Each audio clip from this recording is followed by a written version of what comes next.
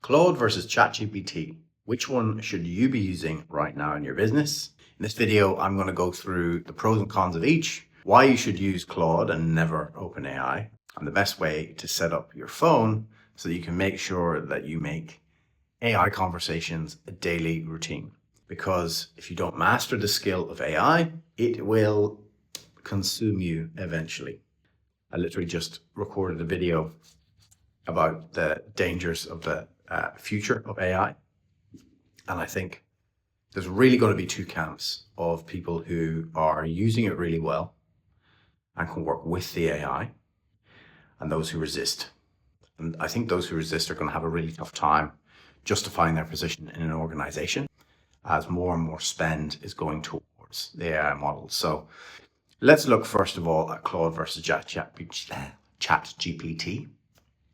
and why I think you should be using Claude and not OpenAI.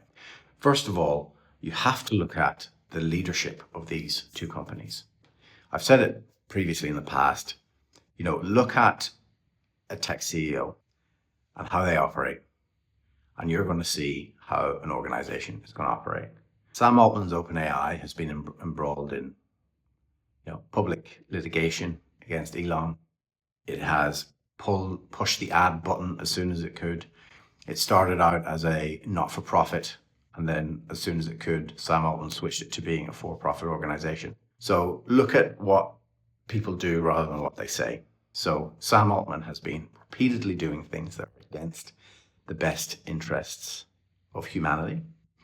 And for that reason alone, you shouldn't put your investment towards OpenAI because you're helping support that way of running an AI business.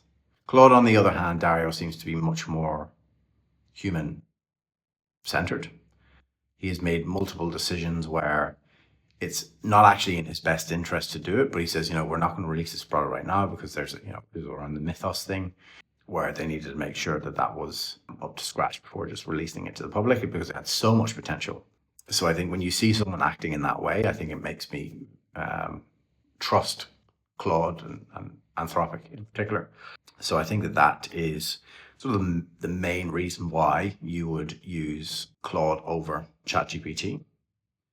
And then the other reason why is a user experience perspective. So when you want to do things agentically, so when you want to prompt AI to go and read your emails, draft up some emails, right?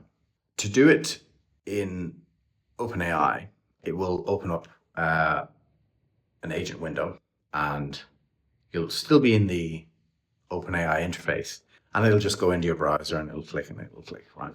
On the other hand, with Claude, it's a lot more integrated into how you would normally run things anyway. So with Claude, it will open up a window inside of Chrome and it will start doing the task it needs to do.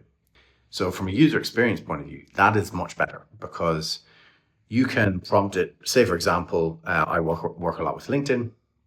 And one of the things that clients always complain about is like, I've got all these different connections from all over the world and they don't really make sense to me in my business. So you can actually cull those and you can actually prompt AI to be able to go in and remove connections that don't serve your business.